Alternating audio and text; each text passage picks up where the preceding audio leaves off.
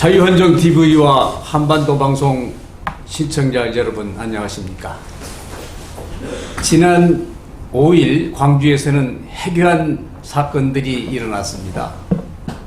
이재명 더불어민주당 대표와 그의 측근 고위 간부들이 4차례나 머리를 숙여 국민께 사죄하는 모습이었습니다. 준연동제를 실시하게 된 가책에서 나온 사기성 발언 때문이었는데요. 도대체 준연동제가 무엇인지 또 무슨 죄를 졌는지 한번 이번 주 큰 이슈가 되고 있는 상황에 대해서 알아보도록 하겠습니다. 오늘은 우리 포럼의 상임대표 김용균 대표와 정영근 전 의원님 그리고 포럼의 이승구 대변인이 함께 했습니다. 저는 이원창 사회를 보겠습니다. 그러면 첫 번째 지금 장안에 화제가 되고 있는 김경률 비대위원이 도대체 어떤 인물인지, 김경률 의원이 왜 사퇴를 스스로 했는지 한번 알아보는 시간을 갖도록 하겠습니다. 정 의원님 한 말씀 해주시죠. 예, 김경률 지금 비대위원 마포 을에 소위 자객 공천을 했다가 공천을 철회하고 포기한 것이 지금 화제가 되고 있습니다. 과연 김경률이라는 사람은 어떤 사람이기 때문에 이렇게 화제가 되고 있는가 한번 짚어보기로 하겠습니다. 김경률은 원래 전남 해남 출신으로 일찍 아버지를 따라 광주에서 학교를 마치고 그리고 하도 성적이 나빠가지고 학교를 그만두고 검정고시로 연대 철학과에 들어갔는데 이화 여대생 자기가 생각하기에는 좀 과분하다고 생각하는 한 학생과 서로 연애를 해가지고 알게 되어서 그 여학생의 권유로서 전혀 생소한 회계사 공부를 했는데 원래 수학을 제일 잘못했다고 스스로 생각했는데 놀랍게도 3년 만에 회계사에 합격을 했습니다. 그 후로 3일 회계법인에 들어가서 20년 동안 계속 일을 하면서 참여연대에서 공동대표, 금융분과위원장 등 요직을 거쳐서 우리나라의 큰 사건들, 론스타라든지 삼성 바이오로직스 사건이라든지 이런 굵직굵직한 대기업, 소위 권력과 서로 결탁한 큰 그런 기업 집단에 대해서 그 비리를 파헤친 것으로 유명했습니다. 어떻게 생각하면은 누구도 할 수 없는 일을 혼자서 해왔습니다. 그러다가 이분이 일찍 뜨게 된 것은 소위 조국 사건이 한참 장안의 화제를 일으킬 때 조국 백서에 대항해서 조국 흑서를 써서 이름을 떨치게 되었는데 어쨌든 이분은 평생 동안을 제가 쭉 검토해본 바에 따르면은 항상 정의로운 편, 옳은 편 이런 것을 위해서 평생을 투쟁해 왔습니다. 여기에 비하면은 이재명 야당 대표는 평생을 그분도 놀라운 스토리를 갖고 있지만 평생을 흑역사, 어려운 부정, 비리 이걸로 일관했기 때문에 굉장히 대조적인 보입니다. 이분이 마포의 소위 정창래와 맞붙는다고 선언을 했을 때 저는 내심 굉장히 환호했습니다.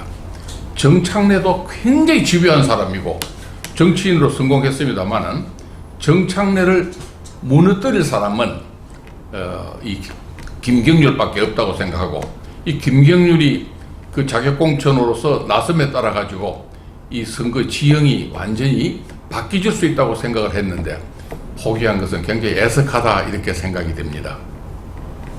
네, 그렇다면 김경률 비대위원이 스스로 사퇴를 했는데요. 그럼 선거에 어떤 영향을 줄 것 같습니까? 김 대표께서는 어떻게 지금은 아직까지는 가늠하기 어렵지만 사퇴하고 나서 바로 직후에 리얼미터의 조사에 여론조사에 따르면은 국민의힘이 1% 정도 앞섰다가 오히려 39.5%대 52%인가 엄청난 차이가 났습니다. 이와 같이 미치는 후폭풍이 만만치 않다고 생각을 합니다. 특히 한동훈 비대위원장이 이번 선거를 어떻게 구도로 가져가냐 하면은 운동권 건달, 소위 정치 건달을 이제는 일소해야 되겠다고 천명하면서 제1호로 공천한 것이 바로 김경률 비대위원입니다.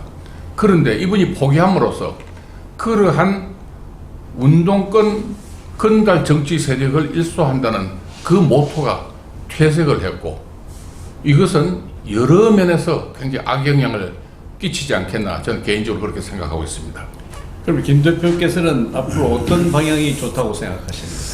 제 생각에는 이 김경률 문제가 본인이 인터뷰에서 수차 얘기했지만 내가 어떤 압력을 받은 일도 없고 사퇴 요구를 받은 일도 없고 내 스스로 이렇게 결정했다, 이렇게 명백히 밝히고 있습니다. 그런데 그렇다면 본인이 왜 그런 결정을 했는지 우리로서는 이해를 못합니다. 만일 김경률이라는 사람이 수도권에서 가장 흠지로 생각되는 마포을에서 야당 후보를 꺾을 수 있다면 그것은 여당으로서 수도권의 어떤 결정적인 승기를 잡을 수 있는 그런 기회가 되는 것인데, 이것을 포기한다는 것은 큰 손실이 되고 4월 10일을 위해서 이 전국이 굉장한 국가가 죽느냐 사느냐, 이 전국이 살아나느냐 죽느냐 하는 그런 기로에 서게 되는데, 여기에서 마포 같은 흠지에서 만일 괜찮은 후보가 나와서 승리를 한다면 그런 수도권 일대에서 또 전국적으로 여당의 안정 여석을 얻는 데 큰 기여를 할 수 있을 것으로 보고 있습니다. 그렇기 때문에 주변에 있는 분들이 나서 가지고 김경률 후보를 좀 설득을 하고 또 용기를 주고 해가지고 이 사람이 다시 나서서 거기에서 3번이나 패배한 옛날에 이 박주천 의원이 있던 그 선거구입니다, 이게. 그래서 여당에게 절대 흠지가 될 수 없는 곳인데 흠지로 지금 사라져 있는 그런 상황에서 다시 이것을 회복하고 권토중례할 수 있는 그런 기회를 잡을 수 있길 바라고, 만일 김경률 의원이 부득이한 사정으로 나올 수 없는 형편이다 하면 본인보다 나은 인물을 자기가 구해내야 돼. 김경률 의원이 그것이 시대적 과제예요. 그러니까 한동훈 위원장하고 같이 의논해서 거기에 본인이 반드시 나가서 승리하든지 아니면 반드시 나가서 이길 수 있는 그런 후보를 한 사람 꼭 찾아서 거기에 마포을에서 승리를 하도록 그렇게 해야 될 것입니다. 네. 45년 총선은 아마 스타가 한동훈 국민의힘 비대위원장으로 비춰지고 있습니다. 지금 전국을 순회하면서 새물이 한창인데 도대체 한동훈 비대위원장에 대한 인기는 어느 정도입니까? 이 대변인 한번 말씀 한번 해주시죠. 여론조사에 따르면은 우리가 상상할 수 없을 만큼 특히 젊은 층에 인기를 끌고 있습니다. 그 이유는 여러분들 다 아시겠지만은 굉장히 똑똑한 사람이다. 그리고 또 한동훈 위원장이 법무부 장관을 하면서 많은 일을 했고 국회에 나와서 야당 의원들의 그 집요한 인신공격을 다 물리치면서 윤석열 정부를 아주 방어했는데 아주 탁월한 능력을 발휘했습니다. 그래서 많은 사람들이 한동훈 비대위원장에게 기대를 하고 있고 또 그러한 기대가 상당히 지금 현실화되고 있습니다. 4.11 40 선거에서 여당이 승리한다면 그 몫은 아마 한동훈 위원장이 차지해야 되지 않을까, 그렇게 말할 정도로 인기가 있는 것은 사실입니다. 네, 한 위원장에 대한 국민의 기대가 큰 만큼 한 위원장에 대한 한 위원장이 갖고 있는 기대도 큰데요. 그렇다면 앞으로 한 위원장은 어떻게 이 선거전을 끌고 갈 것으로 봅니까? 우리 정 대표님. 한 위원장은 본인이 구상한 대로 이번 총선의 가치, 이 명분을 운동권 건달 정치 세력을 척결하는 것을 계속 밀고 나가야 된다고 생각합니다. 이미 여러 지역에서 예를 들어 임종석에 대해서는 누구누구 또 어디에서는 누구누구 이렇게 구도를 짰습니다만, 그러나 이 김경률 사건으로 인해서 일단 그 구도에 타격을 받은 것은 사실입니다. 그러나 이번 총선은 이제 용산에서는 한동훈 위원장에게 모든 것을 맡기고 한동훈 위원장이 자기의 경륜대로 펼쳐나가도록 그렇게 하는 것이 굉장히 좋을 듯 합니다. 네, 제가 오프닝 멘트에서 말씀드렸듯이 국민에게 크게 사죄한 이재명 대표의 준연동제 문제입니다.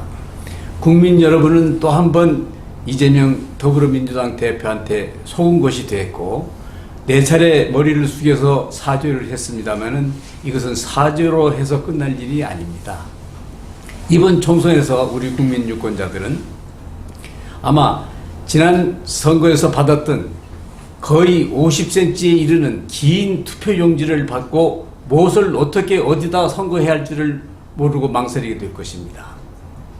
특히 유성 정당들이 난립을 해서 예를 들어서 조국 신당이 나올 것이고 송영길 검찰 독재 해체 당이 나올 것이고 이런 엉터리 같은 당들이 유성 정당으로 출연을 하는 만큼 대한민국 이번 총선이 세계적으로 웃음거리가 되는 선거가 될 것입니다. 국민들은 왜 이재명 대표가 무슨 이유로 또 이번과 같이 다수당을 차지해서 헌법을 유린하고 국회를 유린하는 일당 독재를 가기 위한 술책이라는 것을 우리 국민들은 알으셔야 될 것 같습니다. 따라서 이번 선거에서 임하는 우리 국민들이 다시는 이러한 사기 정치에 속지 않고 총선에 임해 주시를 간절히 바라는 마음입니다. 그러면 다음에 또 한 번 그 국민의힘 당에 공천을 두고 문제가 되는 것은 용산에 행정관실에서 출마하고 있는 행정관들의 젊은 후보들의 얘기인데 어떤 우려와 어떤 기대가 같이 맞부딪힐까요? 좀 말씀 한번 해주시죠. 네. 지금 그 국민들 이야기가 용산의 그 대통령실에 여러 가지 민원을 넣고 하더라도 이게 제대로 처리가 안 된다는 그런 이야기가 있습니다. 그 이유로서 국민들은 그 중요 부서의 그 행정관들이 전부 선거에 나가고 그 공백을 제대로 메꾸고 있지 못하는 거 아닌가. 과연 대통령 비서실이 이게 아주 짜임새가 조직적으로 잘 돼 있는지 안 돼 있는지 이런 데 대해서 우려를 하고 있습니다. 그렇기 때문에 더욱더 대통령께서 또 대통령 비서실장께서는 그 내부의 그 행정 조직의 그 조직 체계 자체와 그 효율성과 그 과감한 어떤 추진력 같은 거 이런 것을 계속 평가하고 채찍질해서 비서실을 좀 더 확실히 효과적으로 끌고 나가셔야 되겠다 하는 그런 생각을 하고 있습니다. 네, 국민 여러분, 이번 총선이 대한민국 미래를 위해서 얼마나 막중한 선거인가를 누누이 말씀드렸습니다. 이번에 만약 친북단체, 친북 세력들이 뭉쳐있는 당에서 집권을 했을 경우 대한민국의 운명은 뻔합니다. 국민 여러분께서 다시 한번 이번 선거에 임하는 대한민국의 가치가 무엇인지를 다시 한번 되새기면서 선거에 임해 주시기를 간절히 부탁드립니다. 네, 감사합니다. 감사합니다.